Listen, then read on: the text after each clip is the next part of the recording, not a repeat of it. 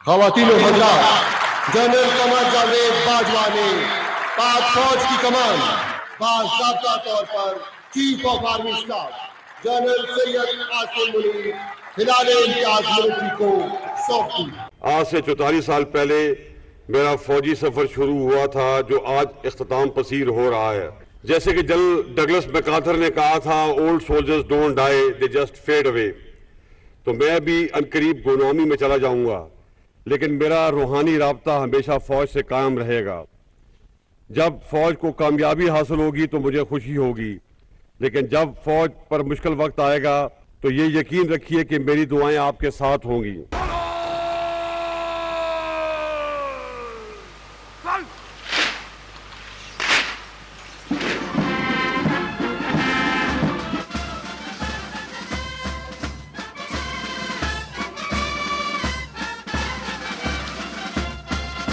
بسم اللہ الرحمن الرحیم۔ ناظرین، آپ یوٹیوب چینل دیکھ رہے ہیں، میں اقبال سبحانی۔ آج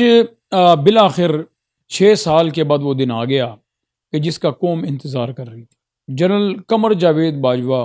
اب ماضی کا قصہ بن چکے، اور چینج آف کمان جو ہے وہ اس کی تقریب آج صبح ہو چکی، اور وہ جو چھڑی ہے وہ حوالے کر دی گئی جنرل عاصم منیر کے۔ میں جنرل عاصم منیر کو بہت بہت مبارکباد دیتا ہوں، اور اب آج کے بعد جنرل باجوہ اس آفس میں نہیں جا سکیں گے کہ جس کے اندر وہ 6 سال سے بیٹھے ہوئے تھے۔ جنرل باجوہ نے جو 6 سال کا دور گزارا، بہت سے تضادات ہیں، بہت سی باتیں ہیں، بہت کچھ ہے، مگر وہ وقت کے ساتھ ساتھ آہستہ آہستہ وہ چیزیں کھل کر سامنے آئیں گی۔ مگر شکر الحمدللہ کہ ایک ایسا شخص آرمی چیف بن گیا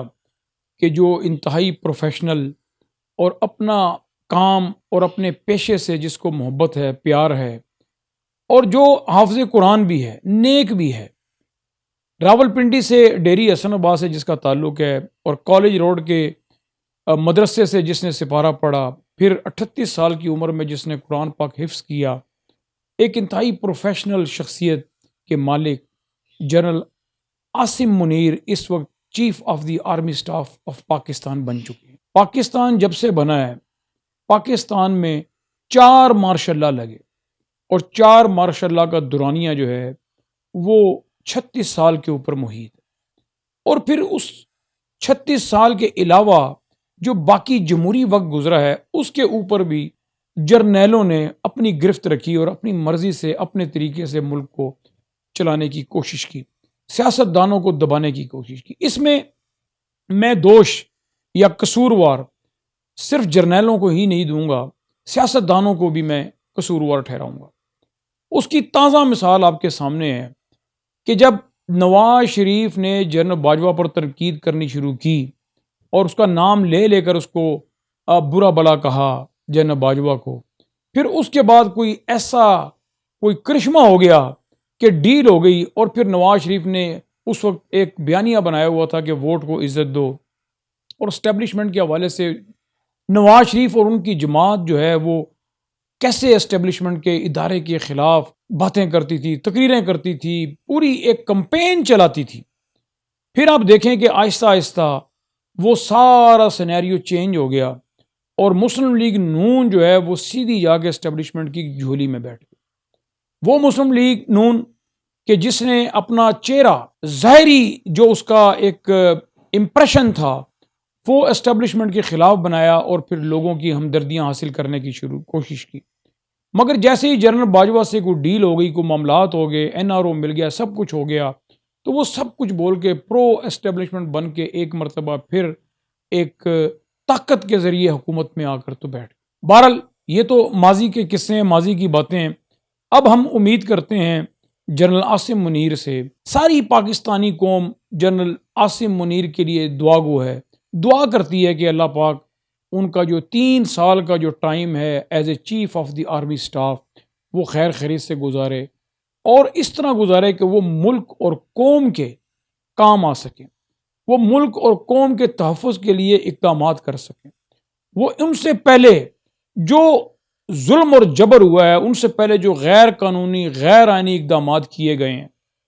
ان کا کلا کما کر سکے۔ جنرل عاصم منیر کے اوپر میں سمجھتا ہوں کہ بہت بڑی ذمہ داری عائد ہوتی ہے۔ ایسے حالات کے اندر انہوں نے فوج کی کمان سنبھالی ہے کہ جب عوام کی طرف سے، پاکستانیوں کی طرف سے شکوک و شبہات اور ایک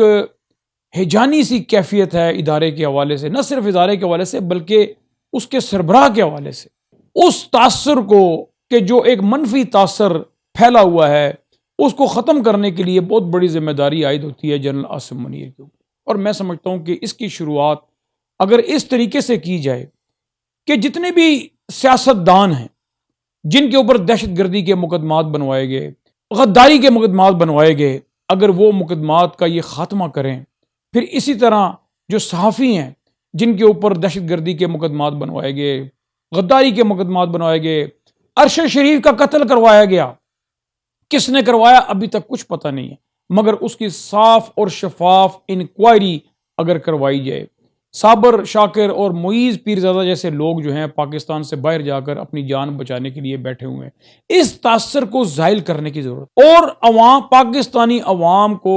خصوصاً ان لوگوں کو جو ووکل ہیں، جو اظہار رائے کی آزادی کے لیے بات کرتے ہیں، جو سیاسی ہیں، جو صحافی ہیں، جو مختلف جماعتوں کے ورکرز ہیں، کہ ان کو اس بات کا احساس دلایا جائے کہ ان کی زندگیاں جو ہیں اب محفوظ ہیں اور انہیں کوئی بھی اب غیر آئینی اور غیر قانونی طریقے سے تشدد کا نشانہ نہیں بنائے گا، ان کے گھروں پہ چھاپے نہیں مارے جائیں گے۔ وہ بھی میں سمجھتا ہوں کہ اگر ایک لمٹ کے اندر، ایک حد کے اندر رہ کر اگر اپنی گفتگو کرتے ہیں، اپنی بات کرتے ہیں اور اپنی بات کو آگے پہنچانا چاہتے ہیں تو ان کو تحفظ کا احساس دلانے کی ضرورت ہے۔ ٹی وی چینلز کو جو دھمکیاں دی جاتی ہیں اور ٹی وی چینلز کو جو بند کر دیا جاتا ہے اور صحافیوں کو نوکریوں سے نکلوایا جاتا ہے، اس کام کو بھی ختم کرنے کی ضرورت ہے۔ یہ ہے، میں سمجھتا ہوں کہ وہ پہلا قدم کہ اگر جنرل عاصم منیر اس کے سلسلے میں کوئی قدم اٹھائیں، اور پھر یہ بات ہم بالکل واضح طور پر دیکھیں گے کہ ادارے کا واقعی اب سیاست سے کوئی تعلق نہیں ہے۔ میں سمجھتا ہوں کہ جنرل باجوہ نے جھوٹ بولا کہ ادارہ اب سیاست سے ادارے کا کوئی تعلق نہیں ہے، جبکہ وہ جتنا عرصہ رہے وہ سیاست سے منسلک رہے، وہ حکومت کے معاملات میں مداخلت کرتے رہے، وقت کے ساتھ یہ باتیں کھلیں گی۔ مگر میری دعا ہے، میری خواہش ہے، نہ صرف میری بلکہ سارے پاکستانیوں کی خواہش ہے کہ عاصم منیر ایک پروفیشنل سولجر کا کردار ادا کریں، ایسا کردار ادا کریں کہ قوم ان کے جانے پہ افسردہ ہو۔ آج دیکھیں کہ جنرل باجوہ کے جانے کے اوپر قوم خوشیاں منا رہی ہے۔ پاکستان میں 4 مارشل ایڈمنسٹریٹر گزرے، 4 مارشل لگے، مگر میں نہیں سمجھتا کہ کسی بھی مارشل ایڈمنسٹریٹر کے جانے کے اوپر اتنی خوشی منائی گئی۔ جنرل ضیاء الحق کے جہاز کے حادثے کے اوپر بھی شاید خوشی تو نہیں منائی گئی، بلکہ ان کا جنازہ بھی ایک تاریخی جنازہ ہوا اور قوم نے ان کو بڑی عزت دی۔ اسی طرح جنرل مشرف نے جب اقتدار چھوڑا تو بالکل نارمل طریقے سے لوگ خاموش طریقے سے رہے، اور اسی طرح ایوب خان اور پھر اور اس طرح یحییٰ خان کی بات چلو میں نہیں کرتا، مگر خوشیاں اس وقت بھی اس طرح نہیں منائی گئی۔ آج جس طرح قوم نے سکھ کا سانس لیا ہے اور قوم نے جس طرح اپنے آپ کو اب ایک خوشی کے عالم میں پایا ہے اور ایک تحفظ محسوس کرنے کی صورتحال میں قوم اب اپنے آپ کو دیکھتی ہے، تو جنرل باجوہ کے جانے کے اوپر جو کچھ ہوا وہ کوئی قابل فخر اور خوشی کی بات نہیں ہمارے لیے۔ ایز اے پاکستانی اگر میں دیکھوں تو ہماری آرمی کا سربراہ، chief of the army staff جب اپنے عہدے کو چھوڑ کے ریٹائرمنٹ لے کر گھر جائے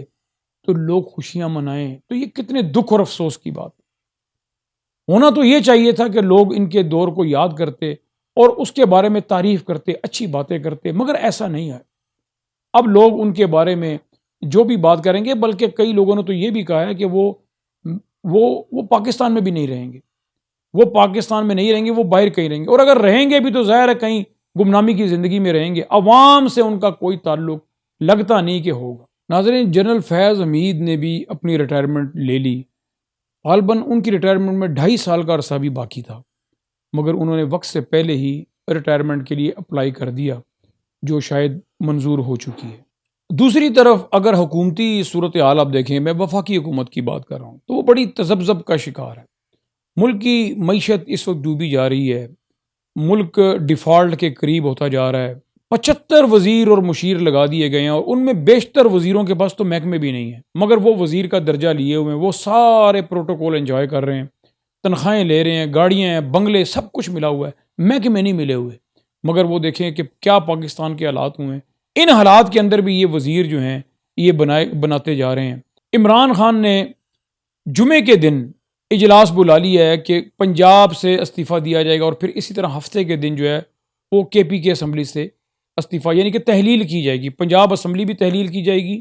اور کے پی کے اسمبلی بھی تحلیل کی جائے گی۔ اس بات کو لے کر وفاقی حکومت بڑی پریشان ہے، وزراء بڑے پریشان ہیں۔ نواز شریف نے ٹاسک دے دیا ہے وفاقی حکومت کو، شہباز شریف کو، کہ کسی طریقے سے اسمبلی کو ٹوٹنے سے بچایا جائے۔ یہ وہ لوگ ہیں کہ جو آج سے